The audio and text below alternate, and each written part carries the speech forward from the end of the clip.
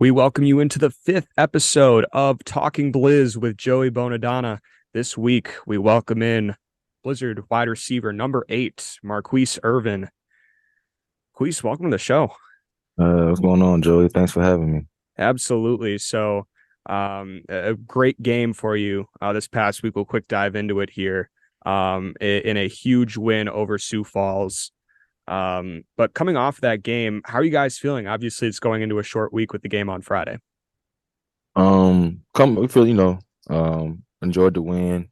And knowing that we play these guys, roughly less than a week, on this Friday. We're feeling good about it. We have to adjust the mistakes that we made and try to pull out another W because they're going to, adjust and make adjustments as well. So just trying to battle, it's at this point it's going to be, who's mentally more tough and everything like that. So just have, preparing more mentally than physically. And speaking of mental toughness, this fourth quarter, in this game from this past Sunday, you guys were down by 15 points at one point in the fourth quarter, rattling off 21 unanswered points to pull out the win, 47-41, outscoring Sioux Falls 27-7 in the fourth quarter. Kind of going into that last quarter, what was the mindset like, and what were what were the talks like in that huddle going into the fourth quarter? The big preach this season has been about unity and playing as a team, playing as a family. And going into this game and every game, the only people that can stop us is ourselves. If we make mistakes or not missing assignments. So throughout that game, that was kind of happening between that second and third quarter. We kind of just beating ourselves. So during that fourth quarter, well, we just believe. We just believe. One play at a time, one possession at a time, offense and defense. Everybody was rallying around each other and just ended up getting a W. Just major appreciation to the coaches, making great calls, and just our team just going out there and performing the best we could, and we got a great outcome from it. So. Absolutely. And your final stat line: 8 receptions, 104 yards, and 3 touchdowns.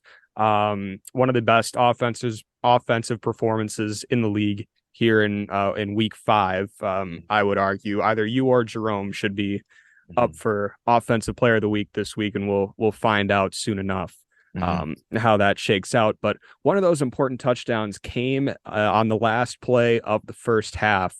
And that one was a crucial one because it brought it back within a one-score game. Right.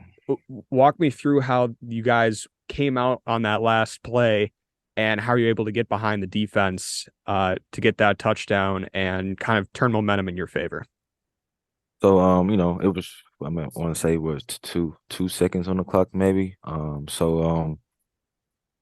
Coach Matt, he drew up a play, outside receivers going deep. They had a cover 2 coverage, what they usually kind of run on first downs, and we kind of knew that. So of course the plan was, why not go deep, give ourselves a shot to, score. So I just ran my deep route and end up seeing Jerome scrambling, and he scrambled to my side and threw the ball into the air, and I just had to go get it. It's kind of cliche of saying it like that, but that's just really how it happened. And just ironically, the safety that was guarding me, I was able to just run past him and catch the ball. And we talked to Jerome about this last week as well, but a lot of the production in this offense has come off of those deep shots. In the indoor game, obviously the field is a little smaller, 50 yards. And you did play with Tucson as well, but what was that adjustment like to knowing that really any play is a scoring threat with how short the field is? For a receiver, it's exciting. Knowing like maybe 40 or at 40 45 at the most. It's only the distance you have to run. But outdoor, that's a big game. Might not even be a touchdown. So it's pretty exciting to know that 40-yard games can be touchdowns. And with the quarterback we have in Jerome and in Matt's, but especially in Jerome, he has the arm to throw that deep ball at any given chance, and he's always looking when he's scrambling, and that's the best thing about it. So just keeping my head up, and knowing when he's scrambling, he's always looking up. So just having the ability, just in our quarterback, just to believing that I know that he's going to throw the deep ball, and more ironically, most of the deep balls he have thrown has been touchdowns. So that's been very helpful. There's more confidence in the offense and in each other, and just believing in each other. And we'll talk a little bit on that offensive unity that you alluded to there. But we'll quickly dive into your story, where you've come from, a native of Huntsville, Alabama. Mhm. Yeah, obviously, Alabama is a big college football state. Talk about your introduction to the game and how you grew as a football player growing up.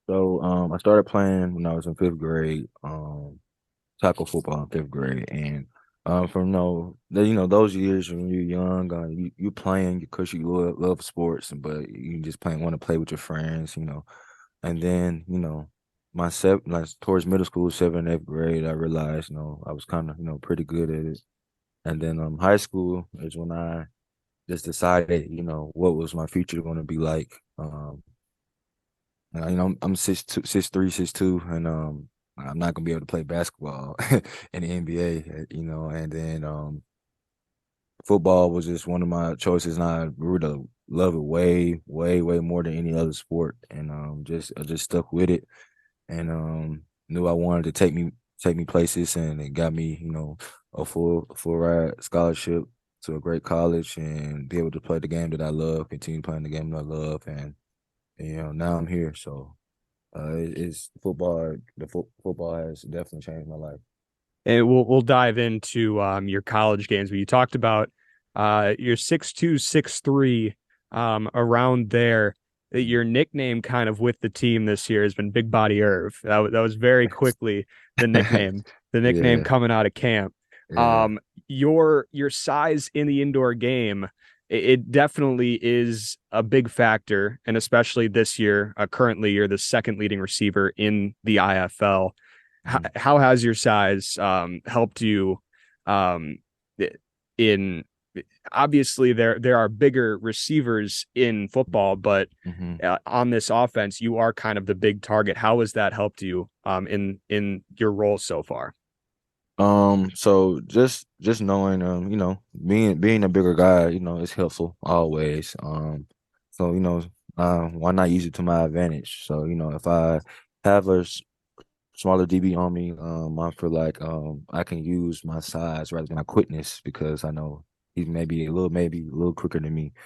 And then, I do have quickness out there. So a lot of people probably just thinking that I'm a big guy, I can't move around, but I can. So and just knowing your opponent and just studying film, of course, before the game, and knowing what you're going up against and just knowing how to use it.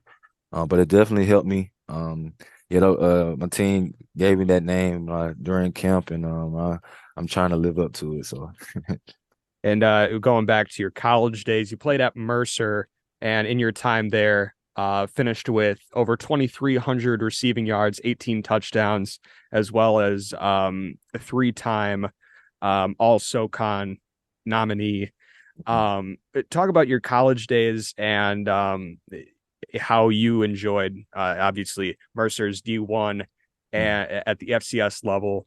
mhm. What was that experience like for you? The experience was great. Coming in, they just brought the program back. I want to say 2013. So we brought it back in our conference, the SoCon conference, which is a very competitive conference, and it was great.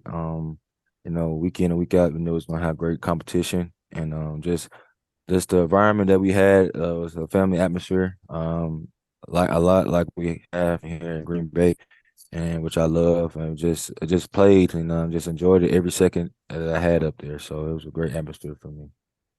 And jumping out of that, um, your going out of college and into the professional ranks. Right. You signed with Tucson, and that was kind of around COVID times. How Hmm. did COVID impact your transition into professional football? So yeah, came out in 2019, and of course the goal is the NFL, but it didn't happen. So beginning of 2020, I signed with Tucson Sugar Skulls, and then I think right before the week of the first game, Hmm. COVID happened, shut down everything, and it impacted me.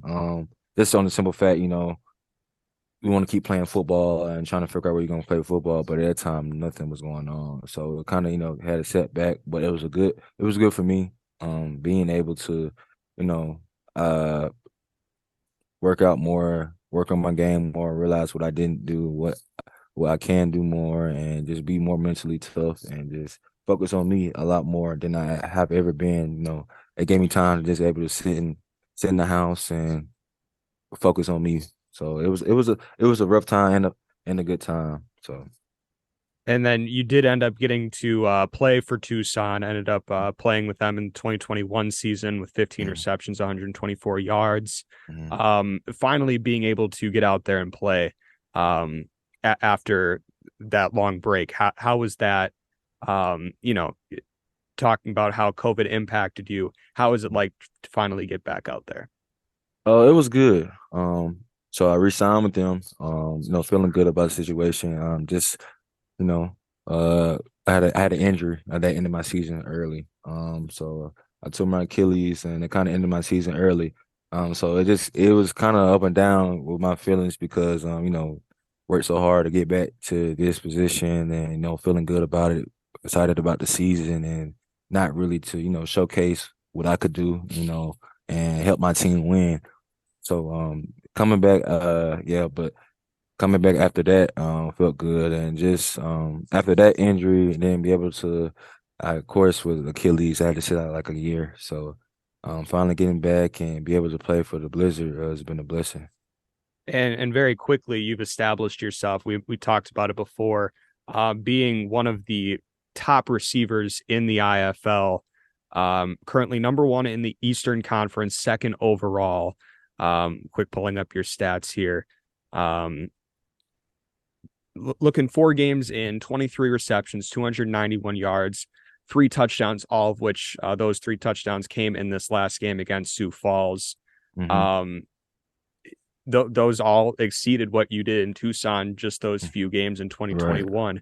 You're right. starting to establish yourself as a presence in this league. What has that been um, to finally get to this point in your career? Just gratitude of just my hard work, day in, day out, not knowing when my next opportunity was going to be, and just continue to work every day. When I feel like nobody wanted to pick me up to play for their team, no matter what league it was, and I just continue to work, and I end up signing with Green Bay, and ever since then I just came in with the mindset to just prove to myself and then prove to everybody why I belong here and anywhere else. So that's what it's been my mindset this whole season. And when we talked about the unity of this offense, especially this receiving core, you have a very solid group. Steve Newbold also in top 10 in receiving yards in the IFL, but other playmakers like Shaq Currington, Terrence Smith is making plays out of the Hmm. backfield, as well as Mike Green and Raheem Harvey. Right. Obviously, those guys bring experience as well alongside you. What has your receiving room been like being able to adjust to this atmosphere here in Green Bay? Honestly, since the first day of training camp, we've kind of been like a family. Just we're a very unselfish group, and that's just what I love. We don't mind blocking for one another, and we know even I had a big game last week, but it could be anybody's game in the next following weekend, and we trust each other, and we know anybody that goes out there can make any type of play that we need. So we trust in each other, and it's just been great for our receiving core and the quarterbacks that we have. We love the quarterbacks that we have, and we just creating a bond. It's only been week 4 is coming up on week 5, and we still are going to be gelling. But right now, it just seems like we're in a good space and continue every day at practice and continuing to gel and just being one, on and off the field. And that's the big thing. Off the field, we always together too. So that's kind of like, you're playing with your brothers out there, and it's not really like you're playing just with a teammate. So you're gonna want to block harder, or make sure I catch this ball, or make sure I run the right route, because you want to get the next person open, or you want your brothers to score. So that's been very helpful this year. And one question about this receiving room, and I was looking at the stats today, and it was really interesting to me. Right now, the team has 3 interceptions that they passes that they've intercepted. Two of Right, them, two of them have been by receivers. right. One by Shaq. That was the first of the year. He was playing Hmm. traditional DB against Iowa, and then last week, Hmm. Raheem got the interception to end the game. Hmm. Is that kind of a little bit of a playful banter between the wide receiver and the DBs, or Uh, absolutely, absolutely. Yeah, we give them a little crap every day about it. But we know, we got some of the best DBs in this league. But yeah, we give them crap about it, because they say DBs can't catch, and sometimes we go over there, we catch interceptions. So, but no, yeah, we definitely go back and forth about that. Most definitely. and we talk about big body Irv. Do you at some point in one of these Hail Mary situations, could you see yourself out there and getting one of these picks for yourself? Yeah, man. Actually, last game I wanted to go out there, but nah. Anything for the team. Um, if coach needs me to go, whatever he needs me to go play, I'll go play it, regardless of what it is. And but yeah, of course, if it's in my vicinity, I'm gonna try to catch it, and then I'm gonna try to do something with it after the catch. So, but yeah, I'll definitely try to do something. And finally, jumping into this next game against Sioux Falls, it is a very interesting situation. And typically in the IFL season, we've seen a few of these over the years. But you Mhm. get the opportunity to play against Sioux Falls back-to-back weeks and off a short week as well. You just Right. played them on Sunday, and now you're playing them on Friday night. Um, how has that impacted practice this week? Obviously, being the same opponent, still kind of adjustments you have to make, but what do you expect going into this game on Friday? Um, it's gonna be a battle. Like I said, it's gonna be more mental than physical, I feel like. We played them Sunday, so kind of got a feel for each other a little bit. And just to play them right back Friday, that's gonna be, people are gonna be trying to guess, oh yeah, they did this last week, so they might do this. But this is just about a mind game. It's chess out there, trying to figure out what the other team is gonna do, and just how you're gonna respond, and then how you're gonna adjust. So with that, it's gonna be fun, and especially this game, we're at home. We're expecting a big crowd at home, and I know the team's gonna feed off the energy. We always do at home, and it's gonna be a great game. Just can't wait. And yeah, jumping into that big crowd that we're expecting. Hmm. It's youth jersey night, and this part of the home schedule, youth jersey night, and then kids night will be against Massachusetts on Hmm. May 5th. The kids love, and I say it every year. The kids love to they have so much energy than the Hmm. average football fan, and they are Right. screaming at the top of their lungs every single opportunity they can. What do you expect out of this crowd come Friday? Uh, Oh man, the Green Bay Blizzard crowd is one of a kind, man. Especially like you said, the kids. They always excited. It's kind of like, how can you not go out there and try to do your best performance for those kids? They are amazing. They are amazing. Their parents are amazing. And just, before the game, during the game, and after the game, it's just, just like I said, it's a loving family atmosphere up here, and I love it. And so these games, it'll be my third home game up here, and then I just know like each game just gets better and better. And I just can't wait to just see all the fans and all the kids. And finally, this week on TikTok, it was the question was, um, what was your favorite jersey growing up? In that one, what was your answer? And why? Like who of the athletes that you watched growing up made a Mm. big impact on you, and why? So I can give you well the jersey I said in the video was Allen Iverson, his Uh-huh. black Philadelphia 76ers jersey. But he was one of the top athletes I watched, impacted me growing up. Kobe Bryant, LeBron James, Cam Newton, because I'm an Auburn fan. I was gonna ask that. I was gonna ask that. Auburn, Alabama. Now we have our Yeah, answer. Auburn. yeah. Cam Newton and a lot of receivers in the NFL and college growing up. Those guys right there that I named, they had an impact. Just how they, they were big time players, and in every moment that you needed, they always made a play, no matter what it was. And I just love that. It's how they carried themselves, and especially LeBron James is, I believe, one of the greatest athletes ever, and that's the way he carries himself on and off the court, and not in, not out. He's always proving everybody wrong, regardless if people talking bad or good about him. And he just goes out there and plays his game to the best he can. And so yeah, those are the guys that I always just looked up to as far as athletes. And my final question that I always like to ask is, what's one thing that Blizzard fans wouldn't know about you? Like a fun fact, hobby, anything about Marquise Irvin. What would you like to share? Um, I like to cook. I haven't been Like to cooking as cook? much as that I've been down here, but I love food. I love trying different foods. So I've been trying since I've been in Wisconsin, so far away from Alabama, trying to find different foods. So I tried a Kringle. I never had heard of a Oh, the Kringle, tried a Kringle. Kringle. Yeah, so that was pretty good for me. But yeah, I just want to try different foods and everything like that. But yeah, I like to cook. I like to cook. I'm not a chef yet. I'm not a chef, but Yeah. I know I can do a little something in the kitchen. Yeah. So you and Steve are Oh the yeah, yeah, yeah. Steve like to cook. I ain't gonna lie. The only thing about me cooking, the only thing like me cook about me cooking is that I'm kind of lazy, so I just have to be in the mood. And gotcha. yeah, yeah. Steve like to cook every day. That's the difference.